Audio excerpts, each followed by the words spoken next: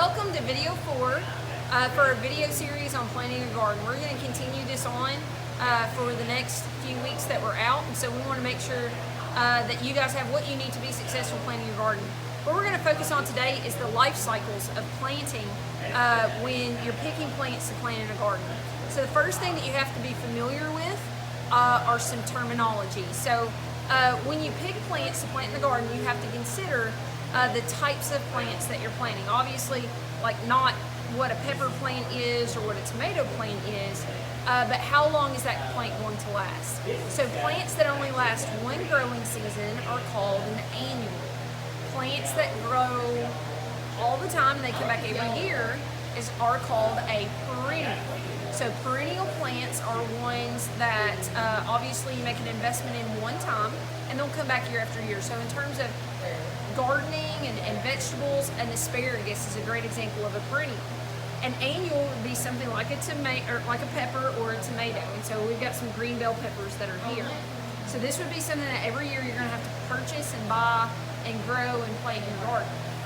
And then there is a third term that you need to know about the type of plant, and that is a biennial. That means that they grow for about 2 years or 2 growing seasons. So there are a couple of varieties of fruit or vegetable crops that are biennials, and strawberries are probably the most popular of those. So that gives you kind of a background of what those terms are.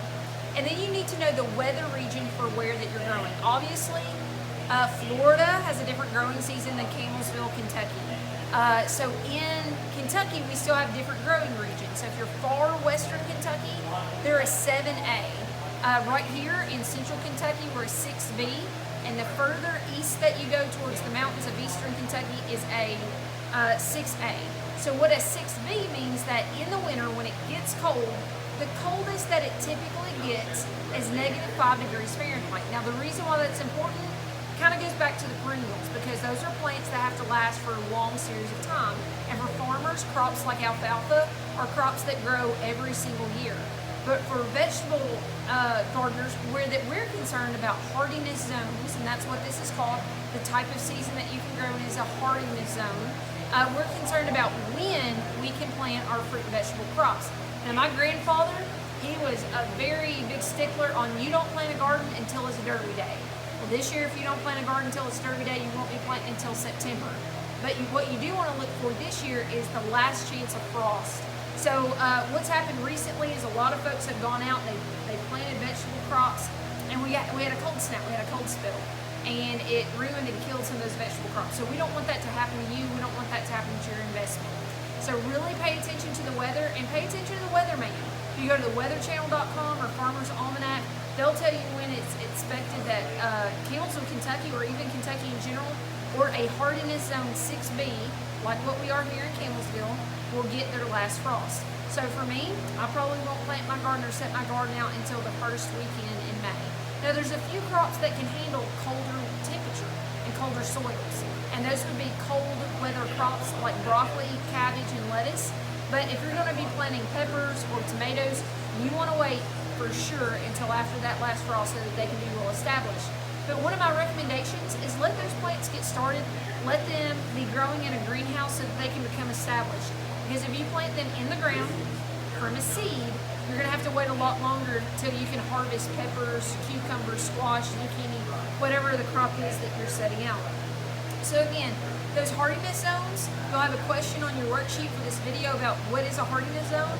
It is a zone that the United States Department of Agriculture, USDA, says this is the temperature and the climate at which that crops could be affected by colder fruits in our area. So obviously, the further south you get, the number gets lower. The further north in the United States that you get, the number gets higher. We're right there in the middle, so we're around a 5 or a 6. And so in the state of Kentucky, we are around a 6. But if you look on the back of a package of seed, so if you buy any crop, green beans or tomatoes or watermelons, it'll have a map of the United States and it'll tell you the hardiness zones for that area. If you want more detailed information, all you have to do is go online, and USDA has a great site for that. Now, Mr. Williams is going to talk to you more about different types of plants that you can grow in your garden. Hello guys, welcome back, and today we're going to be working just a little bit about some watering type things, and also some climate type things that go and affect plants.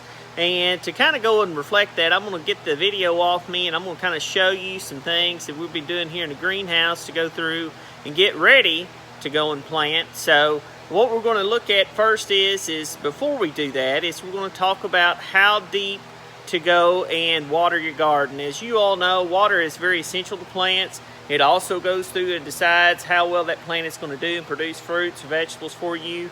So the key thing is if you don't have a lot of water coming as far as with the rain that Mother Nature goes and provides, you want to go and use some things like water hose, also some irrigation type things if you have it there at the house to go and water. To check to make sure your plants have got what they need, you want to make sure that you go and water at least 6 inches, all right, within the garden. To check that, just take a hole and go and kind of dig down right next to a plant or something like that, or in the middle of a row, and it'll go through it and it'll kind of tell you whether your plant is got what it needs as far as water and things like that. The other type of thing that we want to look at and talk a little bit about has to do with how climate goes and affects seed and also the plants itself. Now what we're going to do at this time is we're going to change over just a little bit, and I'm going to show you some plants, and we'll refer to a little bit about how that goes and how it works and getting transplants and climate to go and make sure that you go and have proper seed. Okay guys, here we go. What we're looking at here is this is some seedings that we've gone and done while that you've been gone. This right here is some squash. This is cucumbers. This right in here is watermelon, cantaloupe. Right here's some zucchini and a few tomatoes. So the thing is, when you want to look at this, we call this plant here a transplant because it's seeded, and we're getting ready to, once it gets its second set of leaves, we're going to transplant this in to a container to go and sell. But for you at home, if you start it like this, when the plant goes and gets this extra leaf on it, you can go and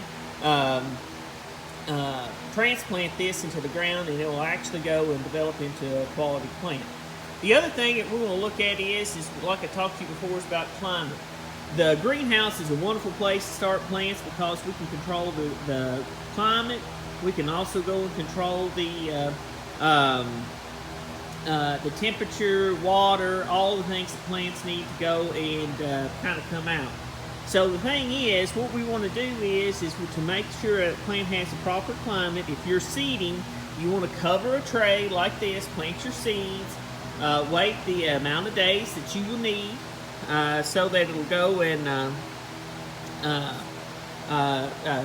germinate and produce, and then we can go and transplant that.